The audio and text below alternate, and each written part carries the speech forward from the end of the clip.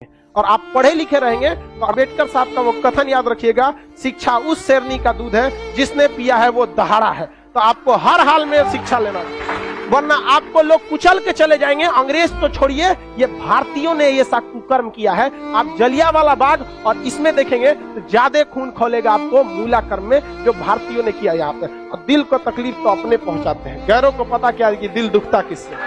ये देश के लिए आपको शर्म आएगी। हमारी संस्कृति पे जहां हमें नाज होता है, ये हमारी संस्कृति में दाग है, दाग धब्बा है। जिस तरह चांद में भी दाग है ना, हमारी अपनी संस्कृति पे इस दाग को कभी भूल नहीं सकते हैं कि पूरी दुनिया में ये एक ऐसा देश था जहां मूला कर्म लिया जाता है।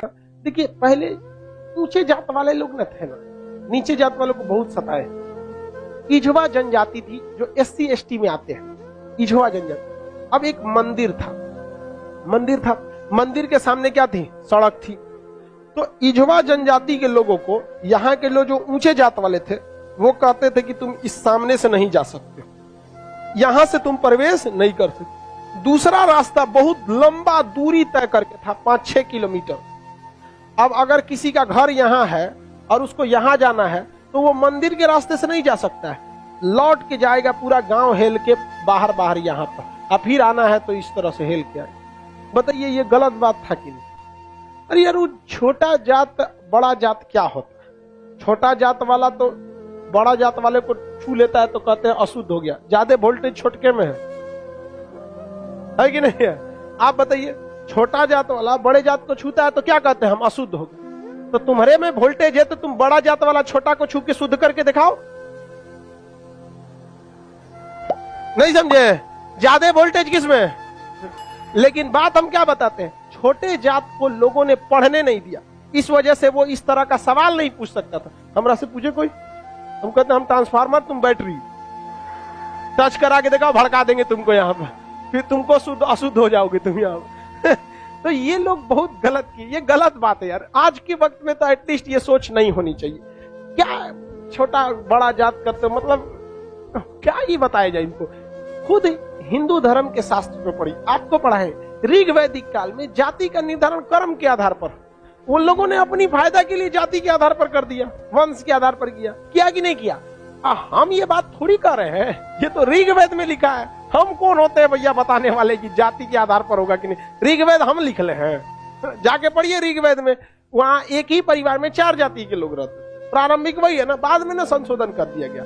तो गलत था। यहाँ पर केरल में बहुत अत्याचार हुआ। यहाँ पे केरल का त्रावणकोर का एक राजा था, यहाँ पर इसने दलित महिलाओं को मूला कर्म लगाता था। टैक्स था मूला कर्म। मूला कर्म एक टैक्स था जिसमें दलित लड़कियों और महिलाओं को अपना स्तन नहीं ढकना था, खुला रखना था। अगर वो स्तन ढकती है तो उसे टैक्स देना पड़ेगा ऊंचे जात वालों को, क्योंकि ऊंचे जात वाले को नीचे जात वालों से अलग करने के लिए ये तरीका लाया गया। अब ये बताइए, ये कितना नीच समाज की ये मानसिकता हो सकती है? ये आप कह सकते हैं कि जिस भारत में नारियों की पूजा होती है, उस भारत में ये मूला कर्म स्तन ढकने के लिए, और वो भी इस नाते कि तुम दलित हो, कितना गलत है। और इसको देखिए, इस पे कोई बहुत बड़ा बवाल आज तक हुआ है नहीं, लेकिन एक मूवी अगर आ जाएगी पद्मावती, या एक बाजीराव मस्तानी, एक कोई मूवी आ जाएगी, या कोई किसी कंपनी का प्रचार आ जाएगा। अभी एक किसी कंपनी का कोई प्रचार आया था दीपावली को, उसके लिए बवाल हो गया। कभी इसके लिए बवाल हुआ है? नहीं, होगा भी नहीं। रीजन क्या है? दलित लोग उतना पढ़ने ही नहीं दिया इन लोग को, आगे भी नहीं दे रहे। दलित के कुछ नेता भी आए तो अपने परिवार को लगाने में आगे बढ़ गए, वो पढ़े लिखे नहीं। यहाँ एक मूवी के लिए बवाल हो सकता है, जिस हम पर्सनली हम बताते ना, बवाल की वजह से हम बाजीराव मस्तानी मूवी देखे, हमें ऐसा नहीं लगा कि उसमें क्या था। भले काटने के बाद वो था कि क्या था हमको ये नहीं पता, लेकिन ऐसा उसमें मूवी में कुछ गलत दिखाया गया है। उसमें तो और बहादुरी दिखाया गया कि महिलाओं ने, कि देखो भाई, मरने के बाद भी हमने क्या किया है, जौहर, जो गलत था। अलाउद्दीन खिलजी, इससे नुकसान किसको था? इससे अलाउद्दीन खिलजी का वह चेहरा जो सबको नहीं पता था, वो भी देख लिया लोगों ने, लेकिन उसके लिए विरोध हो सकता है। लेकिन इतना गलत चीज के लिए कभी आपने विरोध देखा है?